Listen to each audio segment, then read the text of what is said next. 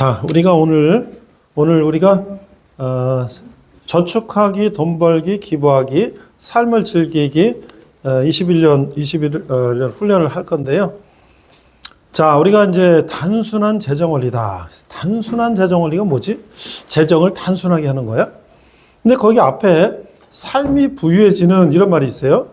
그래서 삶이 부유해지는 단순한 재정 원리다. 이렇게 이제 제목을 붙였는데 이게 좀 길어졌잖아요. 그렇죠? 근데 원래 미국의 원제는 Simple Money, Rich Life.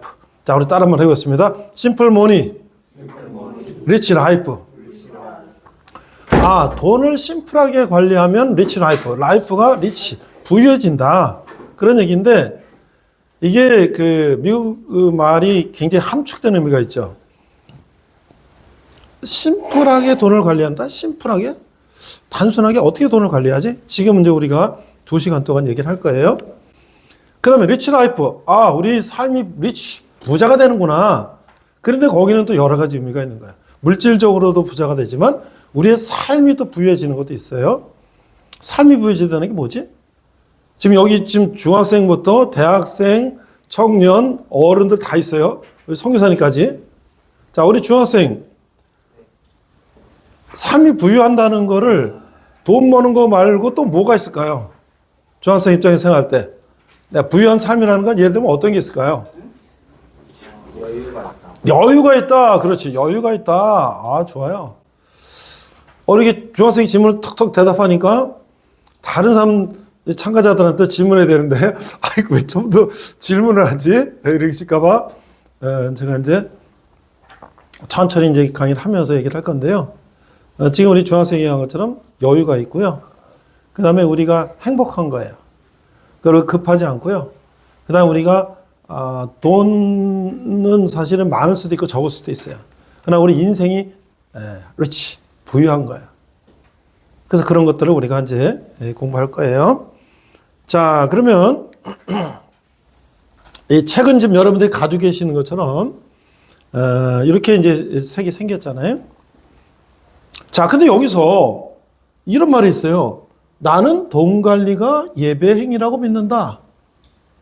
당신과 나는 매일 돈을 어떻게 쓸지 결정한다.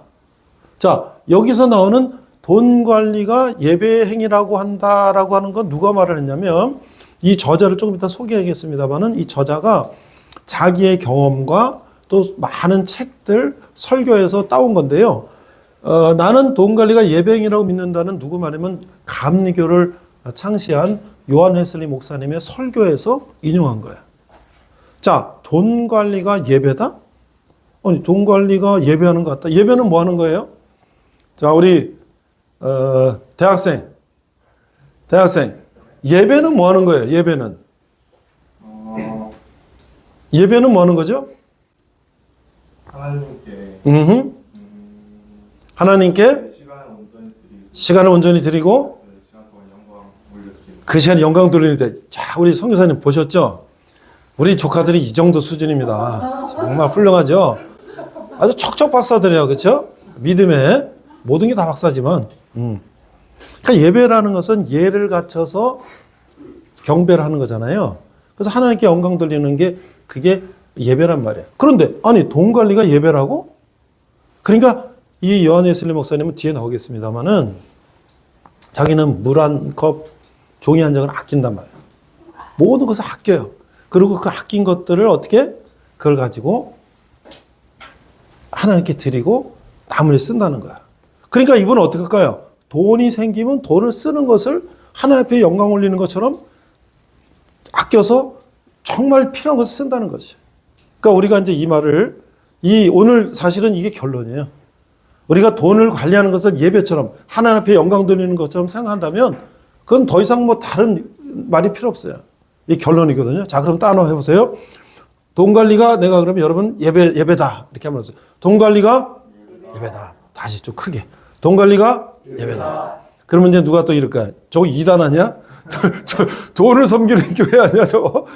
자, 그건 이제 전후 좌우를 모르고 이제 그 말만 들을 땐 그러지만, 그래서, 코람데오라는 말이 있는데 뭐냐면 내가 하나님 앞에서 내가 어떤 거를 하더라도 내가 하나님 나를 보고 계신다는 생각을 가지고 내가 어떤 일을 한다면 그야말로 정말 아름답겠죠. 그래서 이제 그리고 자, 두 번째, 우리가 돈을 어떻게 다루냐에 따라서 하나님이 영광을 받으시고 또 받으실 거라고 믿는다. 그래서 이 사람이 누구냐면 밥 로티치라는 사람이 미국의 재정 전문가인데요. 크리스찬이고요. 이 사람이 이제 자기 돈을 마음대로 쓰고 막 그러다가 파산됐어요. 그 자기가 생각해 봤어요. 내가 돈을 내 마음대로 막 썼구나. 그리고 다시 반성하고 회개하고 하나님께 다 기도하면서 하나의 방법을 찾기 시작했어요. 그러면서 15년 동안 자기가 경험했던 거, 실천했던 거, 그다음에 책을 보고 배웠던 거, 하나님의 감동을 주셨던 거를 이 책으로 썼어요. 그래서 이분이 15년 지난 후에 100만 달러를 기부하는 사람이 됐어요. 100만 달러면 얼마일까요? 대학원생. 100만 달러면 우리 돈 얼마예요? 지금 1,500원이 이제 가까이 됐어요. 1달러에. 그러면 15억. 100만 달러면 100만 달러면 15억. 그러니까 이 정도를 기부할 수 있는 사람이 됐다. 근데 그 사람이 처음부터 그렇게 바로 되냐? 아니에요. 그래서 오늘 우리가 우리도 한번 그렇게 이 책을 통해서 한번 배워보고 우리도 그렇게 할 수 있나? 한번 생각해보자. 이런 얘기입니다. 자, 그래서 이 책은요. 돈에 더 이상 얽매이지 않고 스트레스 받지 않는 삶이 부해지는 변화를 위한 21일의 재정원년이다. 우리 백성아, 우리 책에 보면 거기 내가 종이를 하나 이렇게 꽂아놨어요. 그거를 돌리세요. 여기 자기 전화번호하고 저거 써주시면 내가 단톡방 하나 만들어서 21일 동안 오늘 강의 끝났으니까 다음 주부터 4주간 이제 이 오늘 배웠던 거를 큐티로 한번 나눌 거예요. 그래서 우리끼리 모여서 나 이렇게 했더니 이렇게 좋다. 이거를 한번 우리가 이제 강의 듣고 좋은 강의 잘 들었어. 이게 아니라 이제 우리가 한 달 동안 한번 실천해 볼 건데요. 내가 이제 이 강의를 여러 번을 2년 동안 했는데 그동안 많은 사람들이 나 이렇게 하니까 이렇게 해서 이렇게 좋습니다. 이런 것들을 나눈 것들을 제가 여러분들한테 나눠줄 거예요. 그럼 여러분들도 같이 나도 이런 거랑 했으면 좋겠다. 나도 해보니까 이렇더라. 같이 서로 이거 배운 것들을 이제 심화학습하는 거, 심화학습. 이제 애프터 서비스 하는 거예요. 자, 돈에 대한 기존의 프레임을 바꾸고 재정 구조를 새롭게 한다. 그래서 밥 로티치라는 사람이 은행에 근무하고 재정 전문가라 그랬잖아요. 근데 이 책을 읽어보면요. 그렇게 어렵지 않아요. 그냥 읽어보면 내가 볼 때 중학생도 읽어보면 조금 단어가 어렵지만 그런 거 검색해보면 다 나오니까 그렇게 어렵지 않습니다. 그 다음에 마이너스 재정에서도 좌절하지 않고 꿈꿨던 것보다 더 큰 소망을 성취한 경험적 재정 원리가 무엇일까? 마지막으로 누구나 따라할 수 있는 단순함, 삶에 그대로 적용 가능한 실천적 지혜가 가득 담겨 있다. 이건 뭐냐면 예스24 인터넷 교보문고 서점의 책 소개 글로 올라 있는 거를 내가 이제 소개하는 거예요. 자, 그런데 내가 이제 크리스찬의 재정에 대한 거를 이제 관심을 가지고 여러 세미나를 가봤는데 크레그리라는 목사님이 미국 침례기 목사님이 한 10여 년 전에 한국에 오셔가지고 세미나 때 우리가 대전까지 아내랑 같이 갔었어요. 네, 그분이 이제 이런 조그만 단행본 그리스도인의 재정 원칙이라는 책을 하나 냈는데 우리가 지금 인터넷이나 검색해 보면요, 크리스찬 재정 관리 책들이 좀 몇 권 있어요. 근데 이 책은 좀 얇고 간단히 읽기는 좋은데 실천적인 거. 그래서 그걸 어떻게 우리가 현장에서 사용할 수 있어요? 이런 것들은 없고 유대인의 재정 원칙 이런 게 있어요. 거기에 핵심이 뭐였냐면 우리가 이제 농사를 지면 농사 추수해가지고 뒤주에다가 이렇게 가득 채워놓잖아요. 옛날에. 그런데 그걸 갖다가 이제 먹고도 살고 우리 학자금도 주고 이렇게 1년 동안 그거 이제 우리 재산인 거예요. 그런데 그냥 착한 뒤지에 놓고 그냥 막 갖다 쓰면 어떻게 되냐? 막 쓰다 보니까 나중에 등을 거 모자라. 막 쓰다 보니까 만약에 먹을 게 모자라. 이러면 안 되잖아요. 그래서 유대인들은 큰 뒤주에 있지만 그걸 다시 항아리로 4개로 나눈다는 거예요. 첫 번째 항아리에 먹는 거 있어야 돼. 먹는 거. 그 뒤주에 있는 쌀이 우리의 돈이야. 먹는 거에 놓고, 그 다음에 애들 학교 보내는 놓고, 그 다음에 저축도 놓고, 헌금도 놓고, 이렇게 해서 딱 4개 해놓으면 그 한돈에서 쓰는 거지. 그러면 어떻게 해요? 애들 학교 갈 돈은 이 항아리에 있는 걸 갖다 쓰면 되고, 그 다음에 저축하는 이항을 이렇게 쓰면 되고, 그 다음 헌금하는 이항을 하면 되니까 헷갈릴 게 없죠. 그럼 어떻게 돼요? 지금 어떻게 돼요? 우리 통장 어떻게 될까요? 우리는 월급이 들어오면 내가 사업해서 돈을 벌면 통장 하나 가지고 뭐 등록금도 쓰고 옷도 사고 뭐 먹고 살고 이러면 어떻게 돼요? 나중에 막 쓰다 보면 나중에 구멍이 뻥 나는 거예요. 그러니까 어떻게 해요? 월급이 들어오면 자동이체로 해갖고 통장 4개로 나눠서 이거는 생활비 통장. 그 카드, 체크카드만 쓰고 요거는 이제 학비 여기서 쓰고 이렇게 한다면 이게 헷갈리거나 구멍 날 게 없죠. 그거를 아내는 벌써 수십 년 동안 그렇게 했어요.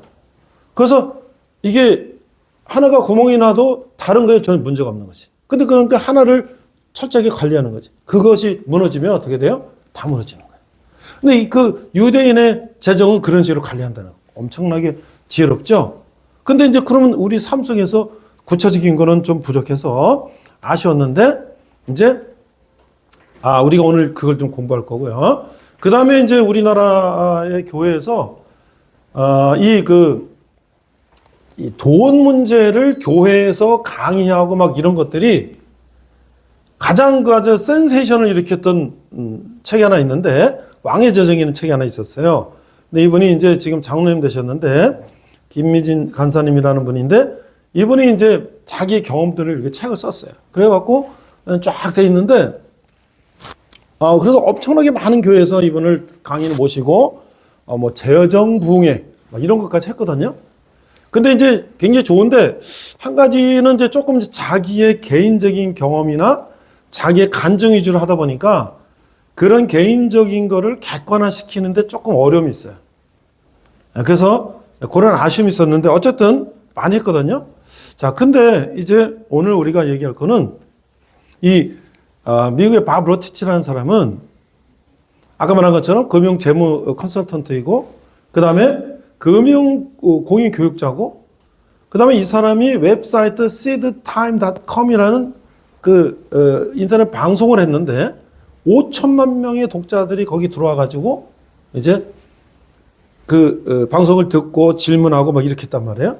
그래서 이 책이 미국에서 뭐 여러 유명한 잡지에서 이제 이렇게 올라갔어요.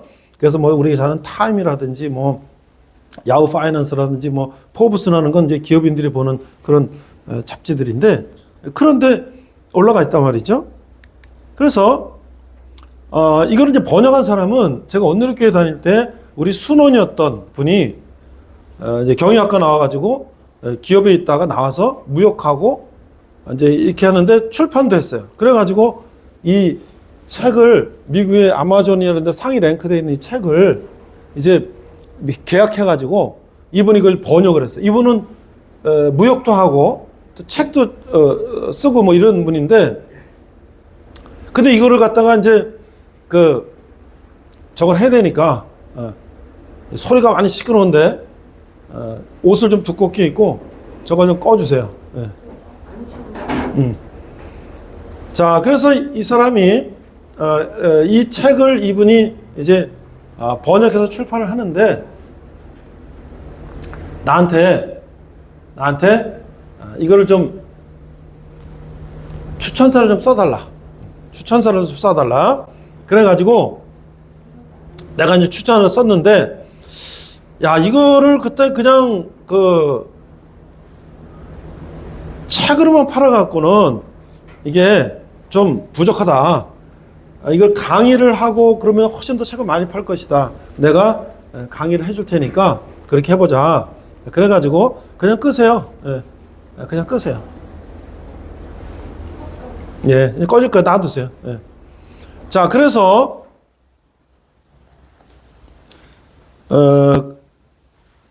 이제 3년 전부터 이제 강의를 하는 거예요. 나에 대해서는 뭐 다 아니까 생략하고 넘어갈게요. 자, 그러면 이 책을 이제 목차를 보면 딱 4부로 돼 있어요. 4부. 우리 이제 책을 보고 메모지에다 메모를 하세요. 첫 번째는 뭐냐면 1부는 저축하기. 4부로 돼 있는데 저축하기인데요. 저축하기의 목차가 11개. 그래서 전쟁은 그분의 것이지만 뭐 관리자산, 절대 배계규칙, 뭐 자동화 쭉 나오는데요. 저자는 10개 중에서 핵심 5개 딱 뽑았어요. 그래서 오늘 내가 저축하기에서 핵심 5개만 뽑아서 설명할 거예요. 그럼 여러분들은 그 5개를 지금 강의를 듣고 나머지 11개는요. 나머지 7개는 6개는 책을 보면 돼요. 핵심. 자, 저축하기의 5가지 핵심만 오늘 설명할 거예요. 자, 그래서 그거를 뭐냐면 저자는 1일에서 5일차. 첫날 1일차에 저축하기 1번, 2일차 2번, 3, 월화수목금. 그래서 첫 주는 저축하기를 공부하는 거예요. 우리가 강의 끝나면 다음 주부터 첫 주 월화수목금은 저축하기 5가지를 복습할 거예요. 카톡에서. 자, 두 번째. 돈 벌기. 자, 우리 이제, 여러 가지로 우리가 돈을 벌잖아요. 저는 이제 회사, 학교 졸업하고 기업에 가서 뭐 영업부도 있어 봤고 또, 인사부도 있어 봤고 교육부서도 있어 봤고 월급 타고 살았죠. 또 여기 우리 또 사업하신 분도 있고 직장 다니는 사람도 있고. 그렇죠? 그 어떻게 우리가 돈을 벌어야 되는가? 어떻게 돈을 벌어야 되는가? 그것도 한 10개 돼요. 그러니까 거기에서도 핵심 5개 딱 뽑았어요. 그래서 돈 벌기 핵심 5개만 우리가 기억하면 요게 요렇게 하면 되겠구나. 나머지는 여러분 책을 보면 돼요. 책을. 자, 그 다음에 이제 그러면 자, 첫 번째 저축하는 거, 돈 버는 거. 그 다음 세 번째 3부. 자, 3조째는 뭐냐면 기부하라. 기부하라. 우리가 기부가 뭐예요? 이제 교회 헌금하는 것도 있고 11조 하는 것도 있고 우리가 뭐 가난한 사람들을 위해서 하는 것도 있고 뭐 여러 가지 있잖아요. 근데 내가 피땀 흘려 번 돈을 기부한다는 게 쉬운 게 아니지. 그런데 그게 어렸을 때부터 훈련이 되면 가능해요. 록펠러라는 사람은 미국의 석유 왕이에요. 어마어마한 재벌이에요. 어마어마한 재벌. 그런데 그 사람은 어렸을 때 아르바이트 해가지고 1달러 벌면 1달러 얼마야? 1,500원 벌면 11조 10센트 그럼 뭐야? 150원을 저축하는 훈련 11조 내는 훈련을 어디서부터 했어요. 그리고 그 사람이 100만 달러 벌면 10만 달러 그 10억 벌면 1억 5천을 11조 하는 그런 훈련이 어렸을 때부터 했기 때문에 가능하다는 거지. 그런 것도 우리가 이제 해볼 거고. 마지막. 자, 근데 모든 것을 즐겨라. 즐긴다는 것인데 첫 번째는 뭐냐면 우리가 안식을 즐기는 거예요. 안식. 뭐예요? 주의를 즐기는 거지. 자, 돈 벌어야 되니까 월화수목금금금 월화수목금금금 막 일해야 돼. 내가요. 회사 다닐 때 영업부서 이제 들어갔는데 새로운 그 창설 영업부에 들어갔어요. 뭐 했냐면 농심에서 사발면이 처음 나왔어요. 그래서 그거를 이제 보급하는 그런 이제 부서였어요. 어디로 주로 가냐면 뭐 남산타워도 가고 무슨 서울랜드도 가고 뭐 이런 데 가면 이제 막 손님들이 처음에 와갖고 뭐 먹겠어 그때 뭐 김밥이나 뭐 이런 거 먹잖아요. 오뎅이나. 근데 컵라면 사발면 나오니까 얼마나 좋아요. 그거를 거기다 이제 홍보하고 막 그러는 이제 부서에 들어갔는데 43일 동안 일요일 날 한 번도 못 쉬고 43일을 월화수목금금을 출근했는데 한 10일, 20일, 30일 지나니까 날짜는 지나가는 감각이 있는데 무슨 요일에는 감각이 없어졌어. 왜? 어차피 내일매일 출근하는데 오늘 금요일이 월요일은 아무 상관이 없지. 응? 근데 우리는 어떻게 해요? 월화수목금도 일, 주일날 쉬잖아요. 왜? 우리가 하나님께 예배하고 쉬는 거예요. 그래서 지금도 돈 벌어야 되니까 일요일 못 쉬는 사람이 있어요. 그런데 그렇게 돈 많이 벌어가지고 돈을 많이 쌓아놨어. 하나님께서 내 목숨 오늘 가져간다. 그럼 어떻게 될 거예요? 응? 돈을 많이 쌓아놨는데 어떻게 하나님 내 목숨 가져간다 그러면 어떻게 되는 거예요? 그 말은 써보지 못하고 그냥 끝나는 거잖아요. 그 다음에 우리가 즐기는 건 뭐냐면 내 여태까지 누리는 삶에 대해서 감사하고 그걸 감사하는 거지. 자, 그래서 요것도 5개. 그러면 총 몇 개? 20개. 이제 마지막에 하나 총정리가 하나 있는데 21자. 그러면 첫 번째 무슨 1부가 뭐라고요? 저축하기. 2부가 뭐예요? 돈 벌기. 3부가 뭐예요? 기부하고 헌금하기. 4부가 뭐예요? 주일 지키고 감사하기. 이거예요. 자, 이제부터 하나씩 갑니다. 내가 이제 이 책을 추천서를 나도 썼는데 내가 이제 출판하신 우리 집사님하고 내가 이 회사에 이제 자문교수로 강의를 전담하고 있는데 우리가 또 내가 아는 목사님들한테 가서 좀 더 추천서를 좀 받아야 되겠다. 그래서 책을 드리고 이 책에 대해서 추천사를 좀 써주십시오 했더니 이랜드 사목이셨고 전 직장사회연구소 대표이신 방성희 목사님 뭐 거의 크찬 웬만한 사람 다 알아요. 왜냐면 이분이 이 책은 돈 문제에 대한 이야기를 저축과 빚 문제로 시작한다. 그래서 굉장히 이게 중요한 거죠. 저축과 빚지는 거. 두 번째, 이 책의 많은 부분을 기부 문제 하랬다. 그 중에 기부의 목표치를 세우는 말이 도전이 됐다. 우리가 교회에서 11조에서 헌금 내세요 하지만 사회에 기부하세요, 뭐 하세요 이런 얘기는 안 하잖아요. 우리는 어떻게 해요? 교회 헌금 내는 것도 아깝죠. 그렇지? 근데 뭐 사회에 기부하는 건 더 아깝지. 그래서 미국 사람들은 어때요? 죽을 때 그 재산을 거의 외국에 사람들은 다 사회에 기부해요. 자식한테 안 줘요. 자식은 그냥 먹고 살만 정도만 됐고 그 자기가 가진 평생 버는 거를 다 사회에 쓴단 말이에요. 왜 그러죠 그 사람들은? 그 사람들은 크리스찬의 삶을 수백 년 동안 살아온 거예요. 그분들의 조상 유럽에서 있던 사람까지 치면 거의 뭐 1000년, 2000년 동안 그 사람들은 기독교적인 문화 속에 살았기 때문에 그래요. 우리는 어때요? 기독교 들어온 지 백 몇십 년밖에 안 됐고 실제로 기독교가 이렇게 문화가 정착된 건 몇십 년밖에 안 됐잖아요. 그냥 어땠어요? 유교적이 불교적이 뭐 이런저러니까 그냥 뭐 나하고 자식 대대로 잘 먹고 살자면 그건 끝이지 남은 뭐 그 다음이잖아요. 근데 이런 것들을 우리가 이제 생각할 수가 있고 그 다음에 여러 이제 분들이 썼는데 내가 여기 있잖아요. 있죠? 누구든지 이 원리를 배워서 부해지고 부해진 재정을 나와 남을 위해서 아낌없이 사용한다면 이보다 복된 인생은 없을 것이다. 네 가지. 저축하고 돈 벌고 기부하고 삶을 즐기기. 요 네 가지 핵심 5가지씩 20가지만 배워서 삶에 적용하면 될 것이다. 그래서 이 책을 그냥 한 번 읽고 그냥 책꽂이에 꽂아놓을 게 아니라 계속 반복해서 내 삶에 적용한다는 거죠. 우리가 성경책을 내 삶에 적용하는 것처럼. 우리는 한국교회에서 성경을 읽고 성경대로 살고 하는 거를 굉장히 열심히 했는데 실천적인 거. 그래서 삶에 어떻게 적용해야 되지? 이런 것들이 약했어요. 그래서 성경 읽고 아멘하고 기도하고 뭐 성경 공부하는 거 열심히 하는데 삶이 세상 속의 삶이 그거에 따라지 못했단 말이죠. 그렇기 때문에 목사님도 일부지만 장로님도 일부지만 권사님도 일부지만 집사님도 일부들이 성도들이 실수하는 거예요. 실패하는 거예요. 그래서 우리가 이제 한번 제대로 배워보자. 그런데 이 저자도 실수하고 실패했단 말이죠. 이거를 번역했던 우리 그 조계진 집사님도 사보다 망해본 적이 있어요. 어떻게 재기했을까? 자, 지금부터 얘기를 들어봅시다. 이 밥 로티치는요, 어느 날 이 컨버터블 카, 오픈카를 쫙 하는데 중고차야. 새 차가 아니야. 쫙 뭐 가는데 어디 저 이브 리그 저 미국의 야구장 쫙 옆을 쫙 지나가는데 차가 나 섰어. 그리고 길가에 서니까 누가 좀 도와주세요 하는데 뭐 착착 지나가 안 도와주니까 헛없이 차를 막 밀어가지고 길가에 댔어요. 야, 지금 저거 월세 뭐 일 마치고 빨리 가서 월세 내야 되는데 근데 이게 주인이 날짜를 어기면 페널티를 매겨. 돈을 더 내라 그래. 그런데 미국은 우리 같은 출동 서비스가 없어요. 우리는 전화 땡 해서 뭐 무슨 보험이죠? 지금 차 어디 섰어요. 네, 계속 기다리세요. 뭐 해갖고 뺑 와서 뭐 타이어도 바꿔주고 막 하는 미국 그런 게 없어. 그 이 차는 고장났지. 가지는 못하지. 이게 오도 가도 못하는데 이 사람이 도와달라도 안 도와주지. 핸들 붙들고 울었어. 내 인생 이게 뭐지? 그러면 생각했어요. 내가 내 맘대로 인생을 살았나?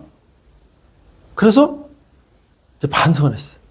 그리고 다시 내 인생을 다시 한번 생각해보자. 그래서 하나님의 방법을 대로 한번 따라가 보자. 그랬어요. 이 사람이 밥 로티치고 아내가 린다 로티치인데 여기에는 자녀가 3명 있어요. 세 번째는 입양한 아이야. 그래가지고 이제 5 식구가 살고 있어요.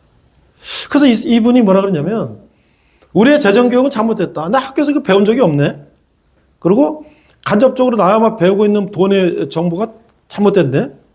재테크 지식을 쌓기 위해서 서점을 갔지만 그거는 뭐 이게 좋은 책이 나쁜 책이 구별하기 어렵네. 그러니까 우리가 지금 나도 그래. 나도 대학원 석박사 뭐 다 했는데 학교에서 이런 거 가르쳐 준 적이 별로 없어요. 그리고 주식 투자, 부동산 투기 뭐 이런 책 같은 거 보면은 뭐 무조건 다 성공한다는 얘기인데 뭐 이거 도대체 그대로 하면 되는 건지 모르겠어요.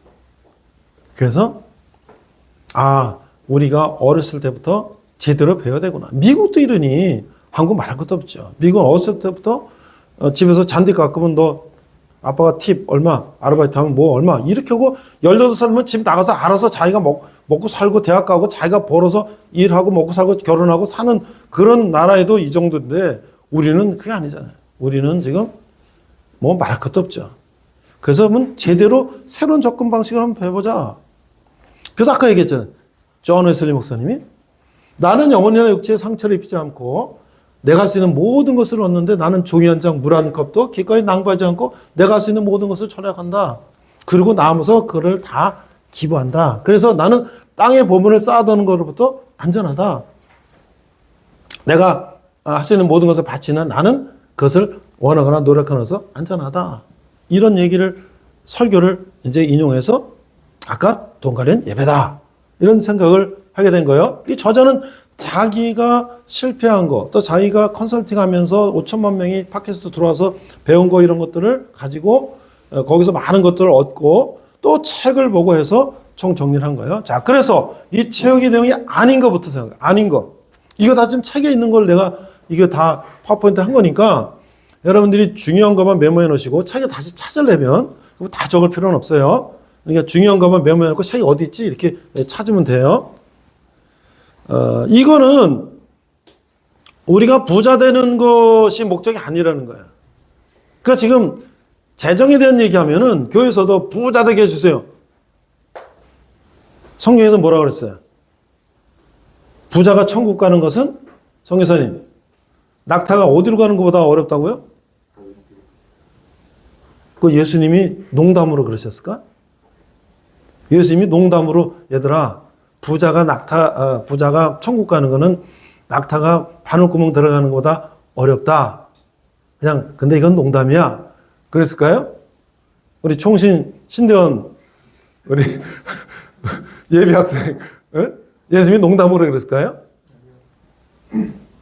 진담이에요. 진담이라고요. 예수님이 진담이에요. 자, 젊은 관원이 예수님한테 그랬어요. 어떻게 선생님 영생을 얻습니까? 내 있는 재산 다 팔고 가는 사람이 나눠주고 그래라. 그랬다는 얘기 들었어요? 못 들었죠? 그거 어려운 거야. 그렇죠?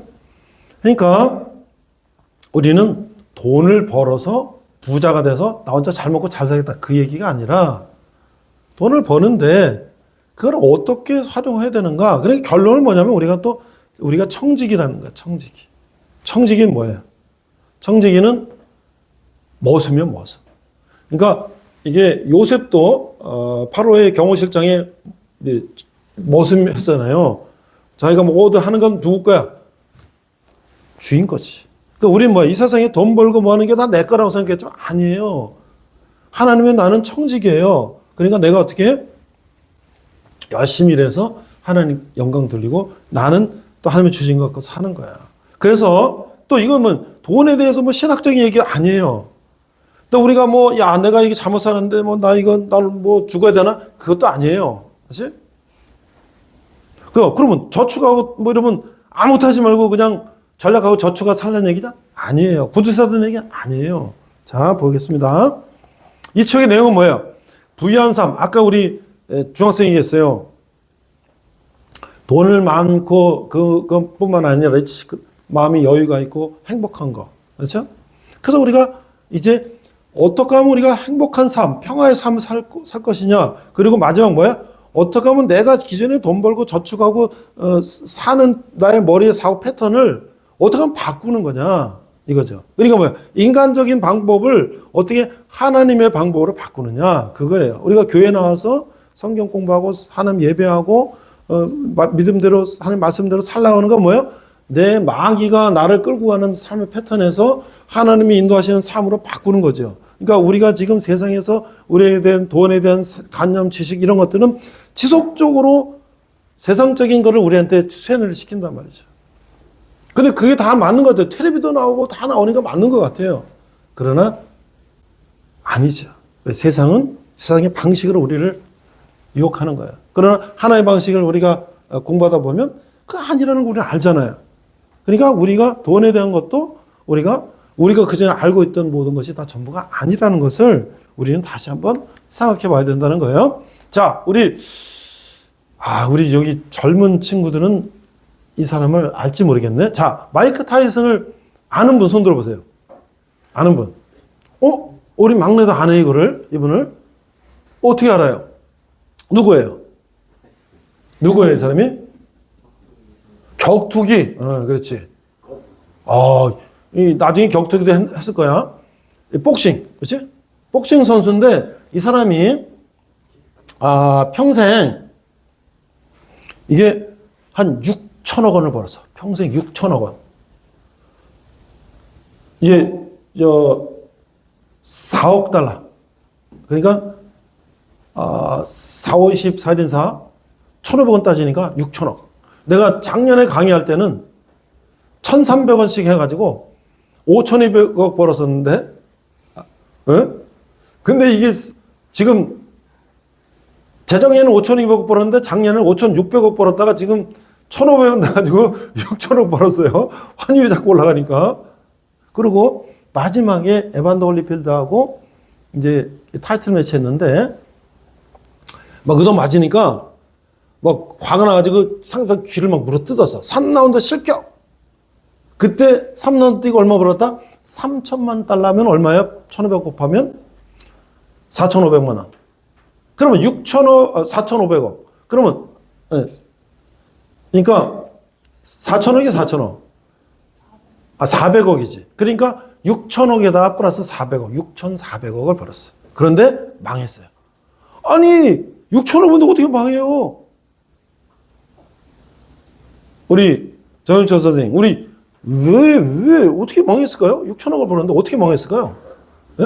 한번 상상해 보세요. 어떻게 망할 수 있나요? 어떻게 망했을까요? 예? 벌금 내는 게 많겠죠. 자, 우리 최경희 우리 원찰님 어떻게 망했을까요? 뭐 하다 망했을까요? 예? 탕진, 그렇지, 정답. 탕진.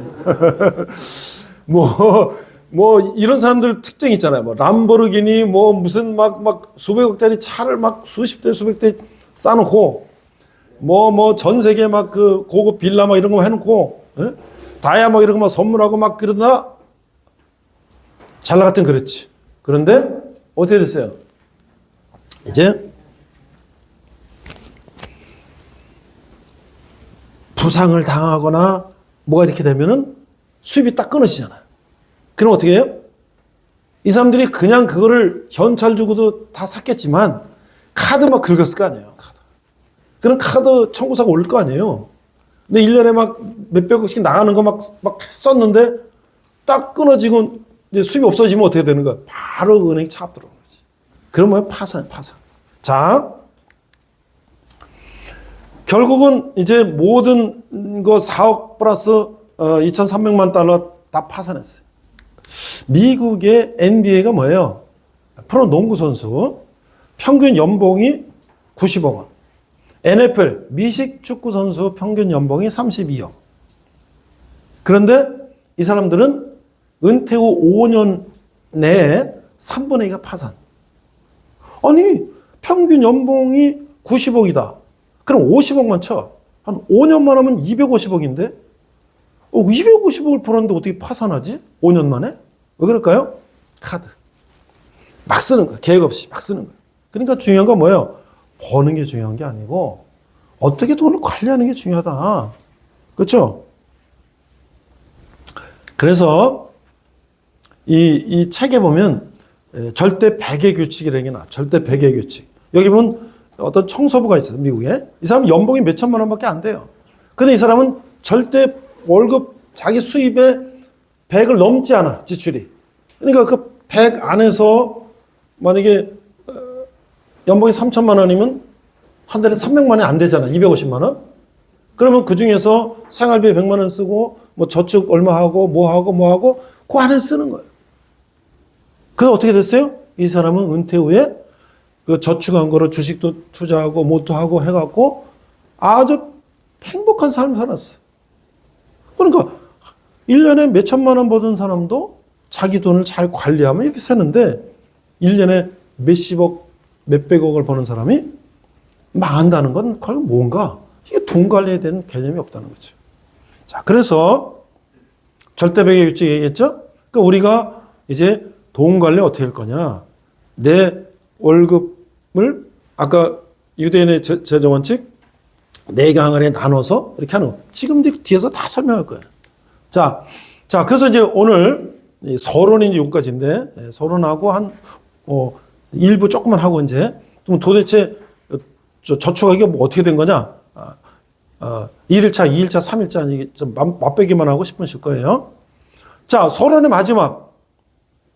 자, 그럼 내가 이 저축하기 돈 벌기 새로운 패러다임을 해볼 건데 하나님, 제 돈 관리를 잘 할 수 있도록 인도하여 주시옵소서. 그러면 인도가 되나요? 아니에요. 이 이스라엘 백성들도 하나님 우리를 도와주소서 하고 가만히 있는 게 아니에요. 그렇지? 어떻게 해요? 전투에 나갔어요. 전투에 나가서 싸웠어요. 그러니까 우리가 어떻게 해요? 돈 관리 잘하게 해주셔서 그거로 끝나는 게 아니라 우리가 돈 관리를 실천해야 된다. 실천. 구체적으로 실천해야 된다. 그래서 그 방법을 저자가 알아줘야 돼. 재정적인 싸움도 마찬가지예요. 우리가 주님께 의지하고 나가면 이긴 싸움이지만 내가 직접 실천해야 된다. 여기까지가 이제 서론인데 그래서 내가 실천할 때 하나님이 도와주신단 말이죠.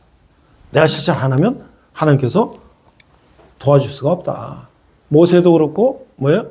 전부 다 하나님께 기도하고 그가 나아갔을 때 하나님과 함께 하셨다. 그렇죠? 이제 우리가 한번 이제 해보는 거고 어른들은 이제 내가 어떻게 해봤잖아. 내가 해봤던 거를 어떻게 이걸 바꿀 건가를 생각해보고 아주 젊은 친구들은 지금 백지잖아요. 백지. 지금까지 뭐 재정관리 이런 거 해봤겠지만 백지니까 이제부터 이거 잘 설계를 하면 기가 막힌 거지. 실패가 없는 거지. 그렇다고 해서 어른들은 실망할 거 없어요. 왜? 지금부터 잘하면 되니까. 그렇죠? 근데 이걸 안 배우면은 앞으로 또 문제가 생길 수가 있어요. 그렇죠? 자, 1부. 부자가 되고 싶다면 버는 것뿐만 아니라 저축하는 것도 생각해라. 내가 회사 다닐 때 우리 회사가 서울역 서부역 쪽에 있었는데 내가 그때 이발하는 게 5,000원인가 그랬어요. 근데 서울역 대우빌딩 옆에 뒤로 가면 좀 약간 뒷골목 이렇게 있는데 거기 가면 이발소 허름한 데 가면 머리가 3,000원. 그 내가 퇴근할 때 우리 동네나 거기 가면 5,000원인데 거기 3,000원 싸니까 거기 가서 이제 머리 깎고 그리고 전철 타고 이제 집에 가는데 내가 그 이발소 사장님한테 물어봤어요. 사장님, 어떻게 하면 돈을 벌 수가 있습니까? 내가 하여튼 무슨 생각하다 하여튼 머리 깎다 물어봤어. 그랬더니 머리 깎으면서 그 사장님이 뭐라 그러냐면 보아하니 젊은 분이 이런 좀 싼 이발소 오는 거 보니까 저축하고 좀 이렇게 하시는 분 같은데 월급쟁이가 어떻게 돈을 덜 벌겠습니까? 안 쓰고 저축하는 것밖에 없죠. 그게 정답이에요. 월급쟁이가 어떻게 돈을 벌어요? 월급 연봉 5천만 원, 그 한돈에서 더 이상 어떻게 벌어요? 더 벌려면 어떻게 돼요? 뇌물 받거나 뭐 이런 거 해야지. 그러니까 그 한돈에서 계획적으로 쓰는 것이 결국은 돈 버는 거죠. 그래서 우리 재형저축 들고 저축하고 절약하고 해서 그것 좀 타면 13평짜리 아파트에서 조금 또 모으고 뭐 어디 은행 대출 받고 이자 갖고 뭐 하다가 또 좀 키워가고 그러면서 애들 학교 보내고 그래서 사는 거예요. 그러니까 저축하는 게 중요하다. 근데 이제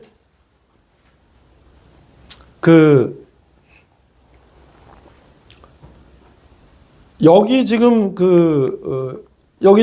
이제 3세대가 같이 모여서 3세대. 3세대 뭐냐면 우리 같이 5, 60이 넘은 사람들은 우리가 태어날 때는요. 우리나라가 후진국이었어, 후진국. 전 세계적으로. 후진국이어가지고, 뭐, 먹고 살기도 힘들고 막 그럴 때였어요. 그런데, 여기 지금 우리 청년이 이렇게 태어날 때, 80년, 90년 뭐 이렇게 2005면요, 요때는 중진국이죠, 중진국, 우리나라가. 예? 그래서 뭐, 나이키나 아디다스 같은 것도 뭐, 신어보고 뭐 이럴 때, 우리는 그런 거 없지. 고무신 입고 다녔으니까. 그런데 이제 2000년 이후로 난 세대들, 이후로 세대들은 뭐냐면 우리나라가 선진국일 때 태어난 거야. 선진국. 모든 게 다 이제 다 완벽한 시스템에서 태어난 거죠.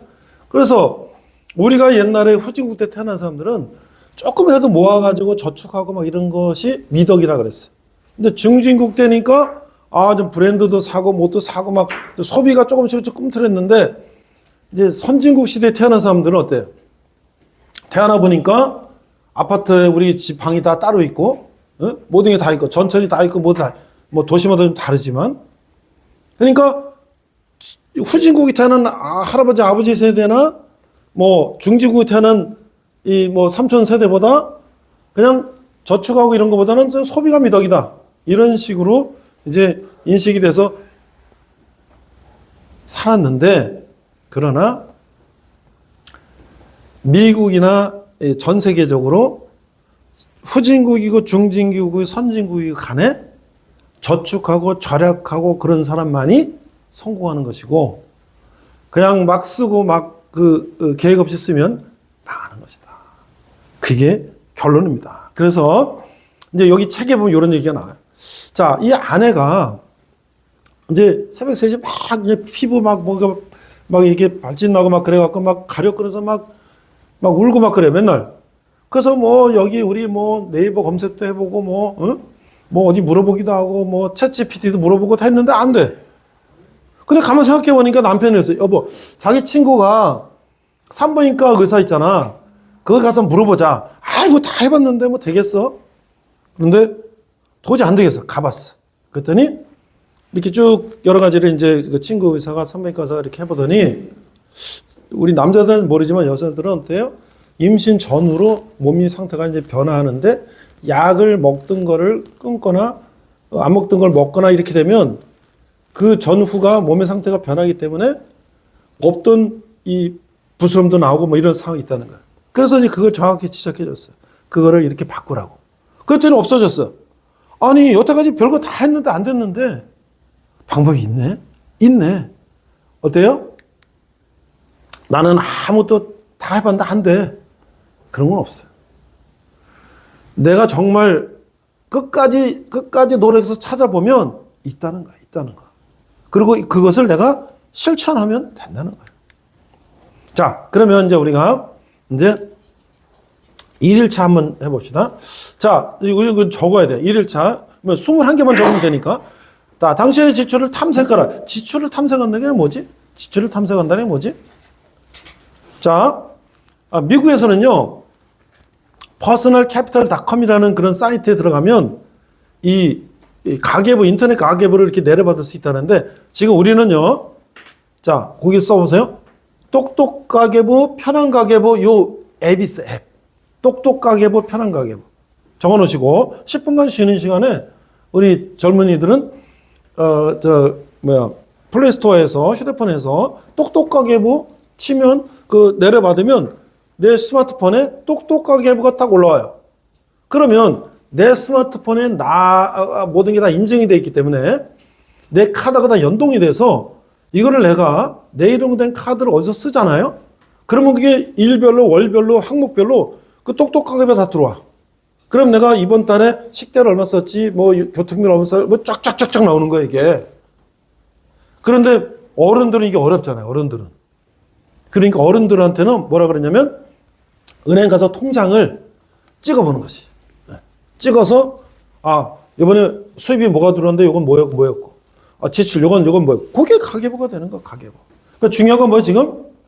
지출을 탐색하라는 것은 내 돈이 나가는 거를 탐색하라는 거예요. 우리 옛날에 여성동아, 여성중앙, 우리 기억하죠? 여성중앙, 여성동화 12월에 뭐가 나왔어요? 부록으로? 가계부가 나왔어, 12월에. 여성동화, 여성중앙 12월에는 가계부가 나왔잖아요. 1년짜리 다 내년 거. 그래서 12월에 막 사가지고 이 여성들이 이제 그거를 가계부 썼단 말이에요. 왜냐면 공책에다 쓰면 좋았는데 그 가계부는 아주 잘 돼 있잖아요, 이런 게. 근데 지금은 그냥 앱으로 쓰면 되고, 그래서 어른들은 그냥 통장으로 그냥 찍어달라 그래라. 그래서 은행에서 지금 그 통장 같은 게 이제 잘 안 쓰니까 종이 통장을 없앨라 그러는데 어른들이 반대해서 못 없애는 거예요. 어른들 앱 같은 거 못하니까 그거로 해서 그렇게 관리를 해라. 그래서 내가 이제 다음 주에 1일차에 여러분들이 똑똑가계부를 내려받아서 지금 한번 해보는지 이제 한번 이제 숙제 검사할 거예요. 아니면 다른 사람들은 못하면은 통장을 내가 지금 찍어가지고 그거를 관리를 하는지를 한번 해볼 거예요. 자, 창세기 13장 이전에 뭐라고 하냐면 아브라함에게 가축과 은과 금이 풍부하였더라 이랬어요. 자, 우리 장래 우리 총신의 우리 목사님 후보, 왜 이 성경에는 왜 금과 은과 가축이 아니라 왜 가축과 은과 금이 순서가 왜 이렇게 됐을까요? 어? 중요한 게 앞에 나오지 않겠어요? 중요한 게 앞에 나오는데 금보다 가축이 더 중요한가요? 예? 아직 안 배웠어요? 아직 안 배웠지. 이제 가면 배울 거예요. 이 당시에는 재련하는 게 금보다 은이 더 이게 이게 더 값어치가 있는 거야. 그 옛날에 그보다 더 가축이 더 이게 그 값어치라기보다는 유통할 수 있는 그런 것들이 더 유용한 거야. 그래서 그 당시에는 화폐가 금과 은보다 가축이었어요. 가축. 돈이라는 게 없잖아. 그러니까 소 몇 마리를 뭘로 바꾸고 이런 게 가축이란 말이죠. 그러니까 지금 중요한 게 먼저 오는 게 맞죠, 당연히. 그렇죠? 그러니까 지금은 금이 최고지만 그 당시에는 거꾸로 했단 말이에요. 자, 그러면 내가 가축이 100마리야. 내가 가축이 100마리야. 오늘 자 나가서 이제 저녁 때 이제 물에다 가둬놨던 소를 아침 돼서 이제 열어서 방목을 시킵니다. 야, 나가서 이제 풀 많이 뜯어 먹어. 저녁 됐어. 야, 들어와라. 하고 딱 문 탁 닫았지? 탁 닫고 야, 자자. 그런 목동이 있을까요? 그런 목동이 있을까요? 없지. 이제 100마리가 나갔는데 소가 한 마리가 얼마나 비싸. 100마리가 다 들어왔는지 하나, 둘, 셋, 넷 다 카운트 할 거 아니에요. 한 마리 모자르네? 어디 갔어? 그 막 찾을 거 아니야. 어디 갔냐, 어디 막 찾을 거 아니야. 그쵸? 어떤 얘가 계곡에 지금 어디 걸려가지고 못 오고 있는 거야. 그러면 목동이 거기 내려가서 어떻게 그걸 끌어올려야 될 거 아니야. 그쵸? 그게 뭐야? 선한 목자. 야, 다 왔냐고. 한 마리 모자르네? 어디 갔지? 아유, 근데 저거 내가 구하러 갔다 나 죽겠는데? 에이, 그냥 포기. 그건 뭐야? 사꾼 목자. 그렇죠? 근데 내 통장에서 돈이 막 나가. 근데 얼마가 들어왔는지 몰라. 에? 그럼 뭐예요? 에? 내 통장에 돈이 얼마가 들어왔는지 나갔는지 몰라. 에? 그럼 어떻게 되는 거예요? 이제 문제가 심각한 거죠? 그래서 내가 돈이 얼마나 쓰는지를 정확하게 체크해야 된다. 그죠? 그래서 돈에 신중해야 된다. 그래서 어떻게 해요? 수입이 얼마냐, 지출이 얼마냐, 가계부가 그런 거 아니야. 돈이 얼마 들어오고 얼마 나간지를 계속 적어보면 정확하게 쓸데없는 게 뭐가 나갔는지, 이거 줄여야 되는 게 뭔지를 정확하게 체크할 수 있잖아요. 그렇죠? 두 번째. 자, 첫 번째가 뭐예요? 지출을 탐색해야 된다. 근데 이것도 자세하게 더 많이 얘기하려면 한도 끝도 없으니까 일단 간단하게 나가는 거예요. 두 번째는 뭐냐면 관리 자산이라는 게 있는데 관리 자산. 자, 이게 이제 경영학에서 요것만 얘기하고 그런지 10분 쉽시다. 경영학에서 이제 대차대조표라는 게 있어요. 그래서 이 차변 대변에 보면 이게 우리 이제 부기를 한 사람도 알지. 이 회계. 이게 자산이라는 것은 부채 플러스 자본이다. 자, 내가 자산이 뭐냐? 우리가 삼성이 1등이고 SK가 2등이고 3등 한다는 건 뭐냐면 이 자산 크기로 랭킹을 하는 거야. 그러니까 자산에는 유동자산도 있고 부동자산도 있고 그 유동자산은 뭐예요? 현금이나 무슨 뭐 주식이나 이렇게 움직이는 거. 부동자산은 뭐야? 땅이나 건물이나 뭐 이런 것들. 이런 것들이 이제 자산인 거예요. 그 삼성이 이 자산이 뭐 몇백조다. 그러면 뭐 그게 1등이고 뭐 그 다음에 2등이 이렇게 되는 거예요. 자, 그러면 그 자산은 어떻게 되냐? 부채와 자본으로 포함되어 있는데 자본이라는 건 내가 갖고 있던 돈을 말하는 거예요. 그 다음에 내가 몇백조인데 어떤 기업이 전혀 은행 돈을 빌리지 않고 내 돈만 갖고 사업하는 사람 없어요. 은행 돈을 빌리게 돼 있어요. 그래서 은행 돈을 빌리는 건 부채라는 거예요. 그러니까 결국 뭐예요? 이 기업이라는 게 다 부채를 갖고 있어요. 개인도 보세요. 개인도 보면 내가 만약에 자산이 10억이야. 개인이. 내가 10억인데 따져보니까 내 10억 중에 내가 10억이라는 자산을 갖고 있는데 내가 따져보니까 아파트가 한 5억이고 그 다음에 내가 뭐 주식 현금 뭐 따져니까 한 1억이고 그 다음에 은행에서 4억을 대출받았어. 은행에서. 그러면 어떻게 돼요? 내 자산 10억이라는 것은 그러니까 그게 뭐냐면 뭐 아파트 뭐 이런 거 저런 거 있고 그 다음에 뭐 현금 뭐 있고 한데 나중에 내가 갖고 있는 거하고 은행에서 빌린 걸 합쳐서 이 10억이 되는 거야. 그렇죠? 그러면 부채가 은행 빌린 돈은 4억이라는 거지. 그럼 어떻게 돼요? 이거 맨날 이자 갚아야 되잖아요. 근데 한 3%, 4% 되면 얼마예요? 한 달에 뭐 200만 원씩 갚던 게 갑자기 지금 6%, 7% 올라갔어요? 그럼 어떻게 돼요? 200만 원 이자되는 게 400만 원씩 되는 거예요. 2배로 올라가면? 그러면 내 지출이 늘어나잖아요. 월급 받는 건 500만 원을 월급 받는데 전에 내가 200만 원 이자 낼 때는 견딜만 했어요. 근데 금리가 확 올라가고 내가 500만 원 버는데 400만 원 내면 뭐 먹고 사나요? 그 애들 학교는 보내야 되고 뭐 해야 돼. 그럼 학원 끊고 못 끊고 막 끊었는데 도저히 안 돼. 그래서 은행 이자를 3개월만 연체하면 어떻게 돼요? 바로 차업 들어오는 거지. 그렇죠? 그래서 여기서 지금 하는 얘기 뭐냐면 이 자본 이거를 여기서는 관리 자산이라고 그랬는데 이 자본을 늘려야 된다. 그럼 결국 뭐예요? 부채를 줄여야 된다. 부채를 줄여야 된다. 부채를. 이게 두 번째 2일차 목표예요. 그러면 내가 나의 대차대표, 내 개인의 대차대표, 현재 내가 총 가지고 있는 자본이 얼마인데 부채가 얼마가 있다. 그럼 이걸 어떻게 내가 줄여야 될까? 이거를 줄이는 것이 목표다. 기업도요. 부채가 높아지면 어떻게 돼요? 부도나는 거예요. 부도나. 망하는 거예요. 사장 어떻게 감옥 가는 거예요. 그렇죠? 개인은 어떻게 돼요? 부채가 많아서 은행비 못 갚아 파산되는 거예요. 그렇죠? 망하는 거예요. 길바닥에 걸어 앉는 거예요. 내 집은 다 은행에 차압해서 그냥 경매 처분하는 거예요. 그러니까 이 부채가 얼마나 무서운가. 그러니까 우리나라 말은 뭐예요? 외상이면 양자분도 마신다 뭐는 뭐도 한다 막 이런 그 옛날에 그런 거 있었잖아요.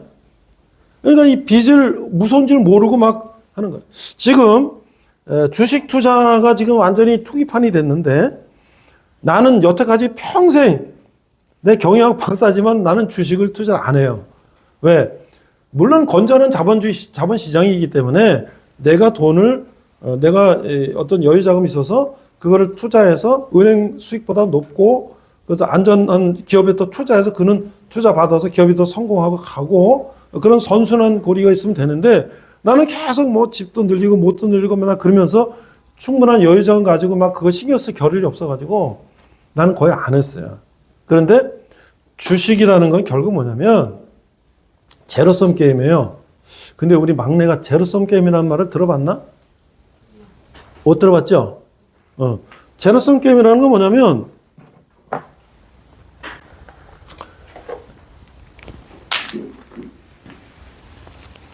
내가 이 파이가 이렇게 주식시장 파이가 100원, 100이 있어요. 그러면 내가 50을 먹으면, 그렇죠? 그러면 뭐야? 다른 사람이 50을 내가 빠지는 거지. 이 총수는 이게 한정되어 있는 거예요.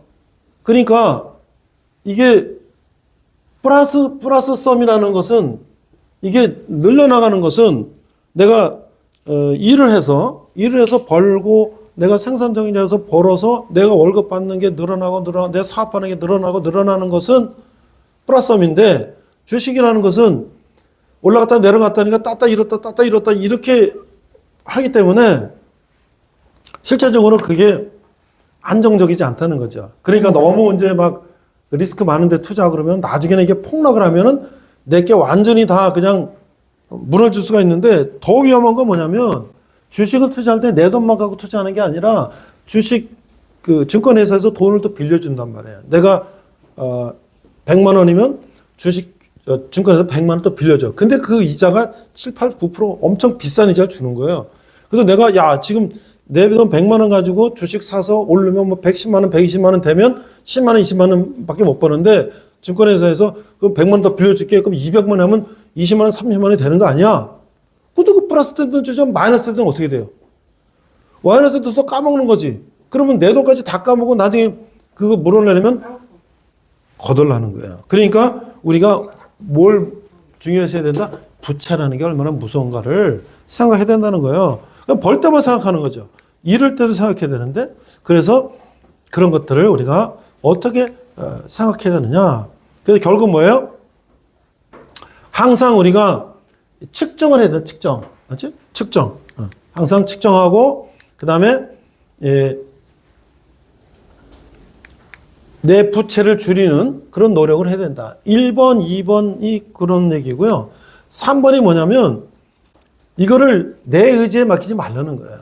내 의지에 맡기지 말라는. 뭐냐면 자 지금 저축하기에 5가지 중에서 이제 3번째인데 요거는 이제 요 얘기만 하고 그만할게요. 자 우리가